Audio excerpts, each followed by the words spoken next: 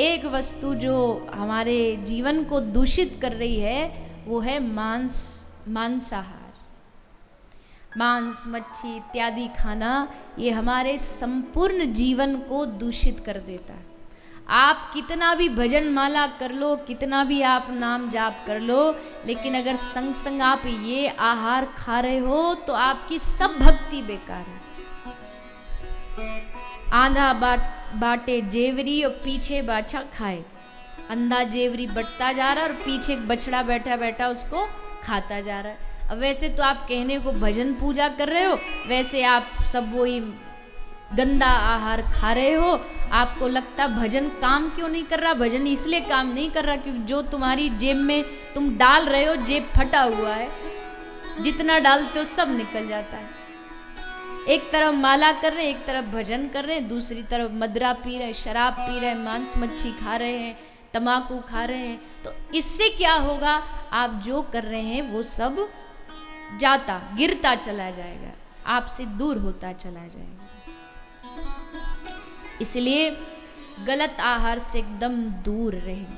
आजकल के बच्चे, आजकल के युवा, और देखो कितनी अजीब बात है, आज की सोच ही लोगों ने बदल दी। आजकल सोच में ये जो आता है एग इत्यादि आता है, इसको लोग वेजिटेरियन मानने लगे। बड़े बड़े होटल्स में आप जाके ये बोलते हो ना कि हम वेजिटेरियन हैं, तो आपके साथ कभी भी धोखा हो सकता है। वेजिटेरियन में फिश भी आती है, उसमें अंडा भी आता है, सब कुछ वेजिटेरियन में आ जाता है। ऐसी आजकल लोगों की बुद्धि भ्रष्ट हो चुकी है। लेकिन आहार शुद्ध रखो। आहार शुद्ध रखोगे तभी आपकी भक्ति आगे बढ़ेगी। आहार शुद्धि भक्ति का पहला लक्षण और पहली शर्त है। और दूसरी चीज, आहार शुद्धि में आप केवल इतना ही ना समझे कि गलत ना खाना ही आहार शुद्धि है। अगर आप अन्न भी खा रहे हो, अगर आप अन्न भी खा रहे हो और उसको आप भोग नहीं लगा रहे, तो वो आहार भी मांसाहार के ही समान है। अगर आप उस भोजन को श्री ठाकुर जी को अर्पित नहीं कर रहे, तुलसी पत्र नहीं डाल रहे उसमें, तो वो अशुद्ध अन्न है। आप पानी पी रहे हो पर पानी को आपने भोग नहीं लगाया, तो आप घर में लाख प्योरीफायर लगा लो, वो प्योरीफायर आपके पानी को शुद्ध तो कर देगा पर पवित्र नहीं कर पाएगा। पवित्र करने के लिए आपको पहले वो पानी भगवान को अर्पित करना पड़ेगा। आप लाए बाहर से बिस्लरी का पानी, बढ़िया पैकेज ड्रिंकिंग वाटर आपको लगा, अरे ये तो बड़ा बढ़िया प्योरीफाई करके दिया, उसको केवल उसमें से कीटाणु मारे हैं, उसको पवित्र नहीं किया गया। पवित्र आपको करना पड़ेगा। तुलसी अर्पित करिए, उसमें तुलसी नहीं है तो मन से, गले में कंठी होती है उसको स्पर्श कर लीजिए और मन से ठाकुर जी को भोग लगा के उसको पा लीजिए। फिर वो पानी पानी नहीं रहता, फिर वो पानी अमृत समान बन जाता है। आप सोचिए ना, मंदिर में जो पंडित जी एक कटोरी में पानी देते हैं, क्या बोलते हैं उसको? चरणामृत। तो उस पानी में और आपके घर के पानी में क्या फर्क है?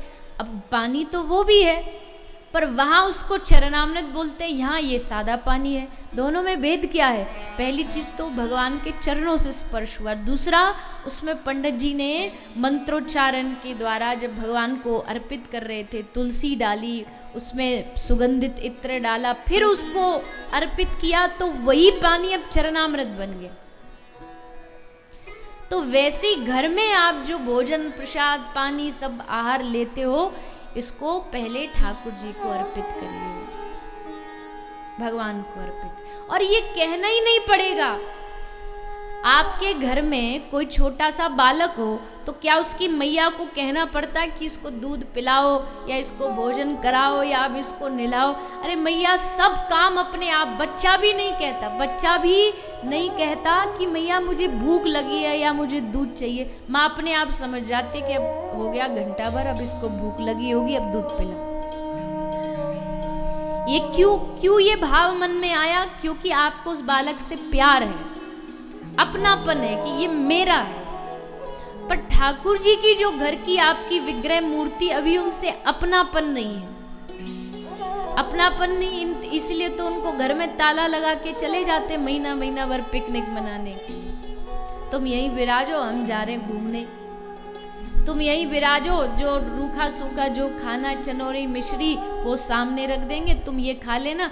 आप कहाँ जा रहे हो? ले हम जा रहे पार्टी में माल उड़ाने, हम बढ़िया खाएंगे पिज्जा बर्गर और तुम लो ये चनौरी खाओ। ठाकुर जी को वही चनौरी, वही भोग अर्पित। ऐसा क्यों हो रहा है? क्योंकि अभी भगवान की मूर्ति से प्रेम नहीं है। उनसे प्रेम करना सीखिए। भगवान आपसे कोई मांग नहीं करते। कोई शास्त्र ऐसा बता दो मुझे, मैंने तो ऐसा कहीं पढ़ा नहीं, आप में से किसी ने पढ़ा हो जिसमें भगवान कह रहे मुझे पाना है तो 1 किलो सोना दान करना पड़ेगा तब मैं मिलूंगा। बताइए कहीं ऐसा लिखा है? या इतना एकड़ जमीन दान करनी पड़ेगी तब मैं मिलूंगा, ऐसा कहीं लिखा है? नहीं। लेकिन हर जगह ये लिखा है कि राम ही केवल प्रेम प्यारा, जान लेहु सो जाननी हारा। भगवान केवल आपको आपके प्रेम से मिलते हैं। तो कथा और कुछ नहीं करती है, कथा आपको भगवान से प्रेम करना सिखाती है। प्रेम करिए ठाकुर जी। मैंने तो पहले ही दिन कहा था ज्ञान मुझे कोई आता है नहीं जो मैं आपको ज्ञान की बातें बताऊं। जिनको है ज्ञान उनसे जाके आप ज्ञान सुन लो। बस मेरा तो एक ही भाव है कि एक कथा सुने और कथा सुन करके भूले बिसरे ठाकुर जी जिनको आप एकदम भूल चुके हैं माया में पड़ के, वो पुनः याद आ जाए, उनसे हमारा प्रेम हो जाए दोबारा से, कि जन्म जन्म का हमारा और आपका हे प्रभु हे नाथ जो रिश्ता है जिसे मैं भुला बैठा था, अब पुनः मुझे वो याद आ गया। अब मैं आपको ऐसे नहीं छोड़ूंगा कि जो मन जैसा मन किया वैसा आरती अगरबत्ती घुमा के ड्यूटी करके चला गया। अब ऐसा नहीं करूंगा। अब मेरे जीवन का उद्देश्य ही आप हो, मेरे जीवन का लक्ष्य ही आप हो। मैं कुछ भी करूं, मैं हंसूं, मैं रोऊं, मैं गाऊं, मैं सोऊं, मैं कहीं जाऊं दुनिया के कोने में, पर मेरा मन केवल आपके चरणों में लगा रहे। तन से भले मैं दुनिया का हो जाऊं, पर मन से मैं हमेशा हमेशा के लिए आपका बन जाऊं।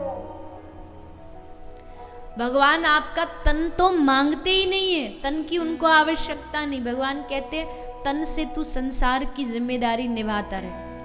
ये शरीर का ये रिश्तेदार है, ये शरीर का ये रिश्ते, शरीर से निभाता रहे। और दुनिया वालों को तुम्हारा मन चाहिए भी नहीं, उनको बस यही चाहिए कि तुम शरीर से उनसे रिश्ता निभा लो। पर ठाकुर जी को तन नहीं चाहिए आपका, ठाकुर जी को आपका केवल मन चाहिए, केवल मन।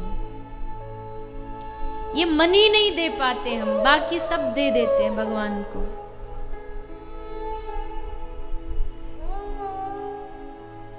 ये मन देना जरूरी है। ये मन कैसे दिया जाएगा? किसी महत् पुरुष का सानिध्य प्राप्त करो, उनसे निवेदन करो कि हे प्रभु, हे गुरुदेव, हे महाराज, मेरे मन को ऐसा बना दो कि ये मन श्री ठाकुर जी से जुड़ जाए। क्योंकि इस मन ने सब दुनियादारी देख ली। आप जितने यहाँ बैठे हो, एकांत में जाके अपने मन से पूछना कि भैया मन, तूने सबरी दुनिया देखी, सबरे रिश्ते देखे, बता कहाँ स्वार्थ का रिश्ता नहीं है इस दुनिया में। हर व्यक्ति का सबसे रिश्ता संबंध स्वार्थ का है, सबका रिश्ता स्वार्थ से जुड़ा।